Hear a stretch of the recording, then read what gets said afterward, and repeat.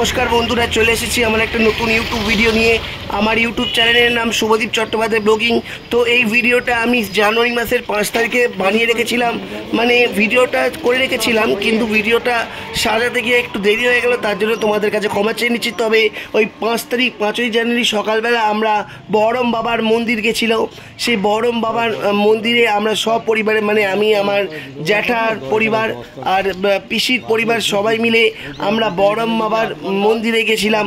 তো এখানে বহরম বাবার মন্দিরে যাওয়া মানেই হচ্ছে বহরম বাবার ঠাকুরকে দর্শন করা। তাই আমরা সকাল সকাল বেরিয়ে আমি, আমার মা, আমার পিসি, ঠাকুমা, বাবা, জেঠি, জেঠু এবং প্রত্যেক ভাই বোনেরা সবাই মিলে সেখানে গাড়িতে করে যাবার পথে উদ্দেশ্যে রওনা হয়েছি। তো এবার আমরা দেখতেই পাচ্ছি, এটা হচ্ছে ভাইয়ের বউ, আর সামনে বসে আছে পিসির ছোট মেয়ে, এটা হচ্ছে আমার দিদি, আর তার সামনেই বাচ্চা মেয়েটা বসে আছে, সে হচ্ছে আমার দিদির মেয়ে, এটা হচ্ছে আমার পিসির ছেলে, আর আমার ভাই মানে হচ্ছে আমার জ্যাঠার ছেলে সৌরজিৎ চ্যাটার্জি, আর তার ছেলে একদম ড্রাইভারের সামনে বসে। তো এবার আমরা বহরম বাবার মন্দিরের উদ্দেশ্যে গাড়ি করে যাবার পথে রওনা হয়েছি। তো আমরা শেষ পর্যন্ত পৌঁছেই গেছি। এবার আমরা ধীরে ধীরে মন্দিরে প্রবেশ করব। তার আগে তোমাদেরকে ভিডিওটা চারদিকটা ভালো করে ঘুরে দেখিয়ে দিই।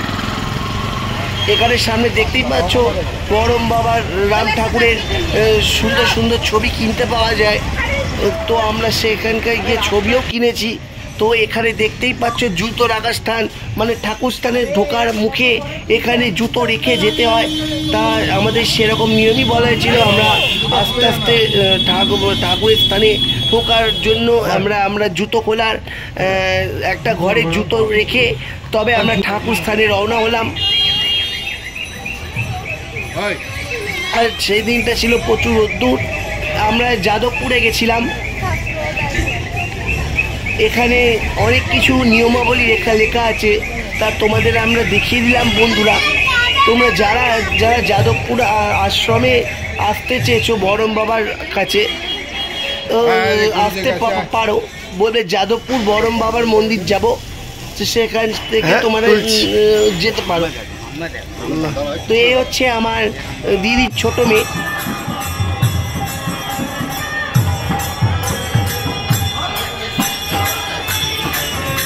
আচ্ছা, এটা বলাটা একটু ভুল হয়ে গেছে, বহরম বাবার মন্দির নয়, এটা হচ্ছে যাদবপুরের রাম ঠাকুরের আশ্রম হবে।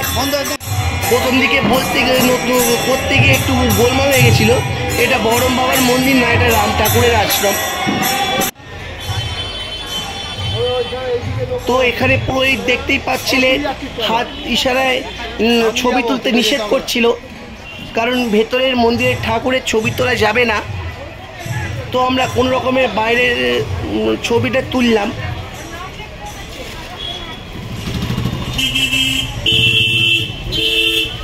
তো এখানে দেখতেই পাচ্ছ রাম ঠাকুরের খুব সুন্দর সুন্দর ছবি আছে। এখানে অনেক মানুষ আসে দীক্ষা নিতে। আমি, আমার মা দীক্ষা নিয়ে নিয়েছি, আমার ঠাকুমারা সবাই দীক্ষা নিয়ে নিয়েছে। আমার বাবা সেদিনকে দীক্ষা নিতে ছিল, তাই আমার বাবার দীক্ষাও সেদিনকে হয়ে গেছে। তো এবার আমরা টিফিন করতে সবাই মিলে একসঙ্গে এসেছি। তো আমরা ঠিক করলাম পাশের দোকানে এসে তো কচুরি টিফিন করব। তো আমরা সবাই মিলে কচুরি আর চা টিফিন করলাম। আমরা কচুরি খেয়ে চা খেয়ে আবার যে যার মন্দিরের উদ্দেশ্যে রওনা হলাম। আরেকটা জিনিস বন্ধুরা, এখানে কিন্তু তোমরা পুজো দিয়ে ভোগ খেয়েও আসতে পারো, মানে এখানকার ভোগ যেন খেলে অমৃত। একবার যে ভোগ খাবে যে আবার বারবার এখানে এসে ভোগ খেতে চাইবে। তো এখানে মন্দিরে ভিডিওটা করতে নিষেধ করা হয়েছিল, কিন্তু আমি কোনো রকমে লুকিয়ে চুরিয়ে মন্দিরের ভিতরে ভিডিওটা তোমাদেরকে করে দেখালাম, রাম ঠাকুরের মন্দিরের ভিডিওটা। আগের বার ওটার বহরম বাবা ভুল করে বলে ফেলেছিলাম, তার জন্য দুঃখিত, ক্ষমা চেয়ে নিলাম। ওটা রাম ঠাকুর হবে। এবার এই হচ্ছে দুপুরবেলার ভোগ খাওয়ার লাইন। তবে এখানে লাইন দেওয়ার সময় আমাদের একটা গন্ডগোল হয়ে গেছিলো, যেখানে আমরা লাইন দিয়ে দাঁড়িয়েছিলাম, তো যিনি আমাদেরকে লাইন করে দাঁড় করাচ্ছিলেন, তো তিনি বললেন আপনারা অন্য দিক সাইড দিয়ে চলে আসুন। তো অন্য দিক সাইড দিক দিয়ে চলে গিয়ে তো আমরা আবার যখন এলাম, তো আবার আমরা একই স্থানে এসে পৌঁছালাম।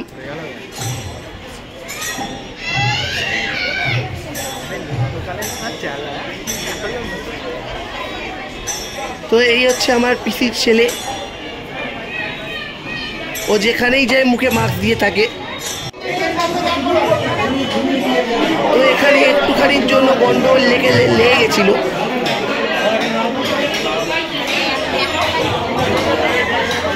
তার জন্য একটুখানি গোলমাল হয়ে গেছিল, যাকে পরে সব ঠিকঠাক হয়ে গেল। এখানে তোমরা খিচুড়ি ভোগ, অনেক রকমের ভোগ পাবে। যারা রাম ঠাকুরের দীক্ষা নিয়েছো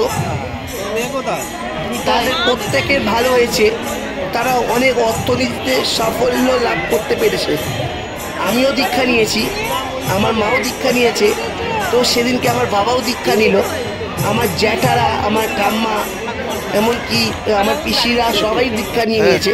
এই হচ্ছে যে ভোগ খাওয়ার কুপন, যেটা আমার হাতে রয়েছে, তোমরা দেখতেই পাচ্ছ। এর জন্য লাইন দিয়ে টিকিট কাটতে হয়।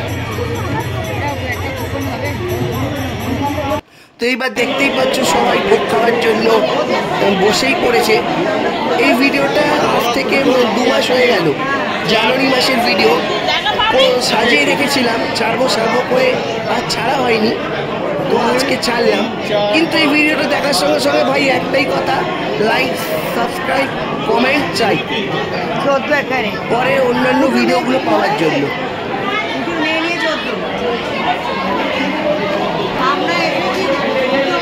তোমরা কমেন্ট করে লিখতেই পারো কেমন লাগছে আমার ভিডিও। তো এখানে দেখতেই পাচ্ছ অনেক কিছু ঠাকুরের ছবিতে চাপা দেওয়ার জন্য অনেক কিছু চাদর সমস্ত কিছু আছে। এখানে নিচে ফ্রক, মানে আর কি ওই যেমন কৃষ্ণ ঠাকুরকে জামা পরানো হয় সেরকম জামাও এখানে আছে।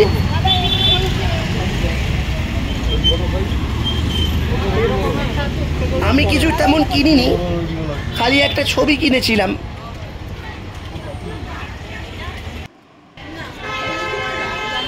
তো আমার পিসির ভাই আর বোন মিলে কিনলো, মানে পিসির ছেলেমেয়েরা কিনলো, ছবি কিনেছে ওরা।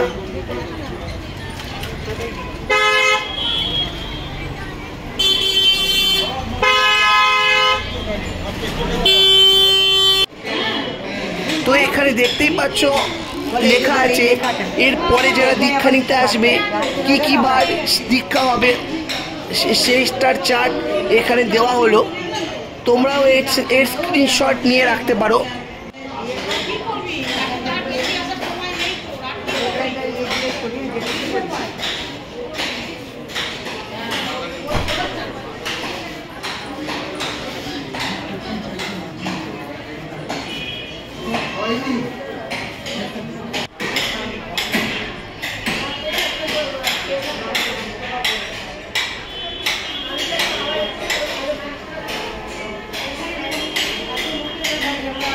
আর এখানে কোন কোন মহারাজ দীক্ষা দেওয়াতে আসেন সেই সব মহারাজের নাম এখানে সমস্ত কিছু লেখা আছে। এটারও তোমরা স্ক্রিনশট নিতে পারো, ভিডিওতে তো আমি দিয়েই দিলাম, তাই আর বেশি কথা বলবো না।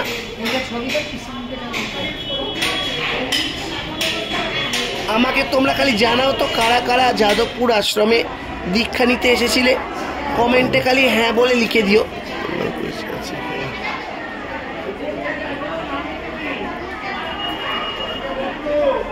এখানে দেখতেই পাচ্ছ অজস্র মানুষের ভিড়, প্রত্যেকের মনস্কামনা পূরণ করার জন্য এই রাম ঠাকুরের কাছে আসে।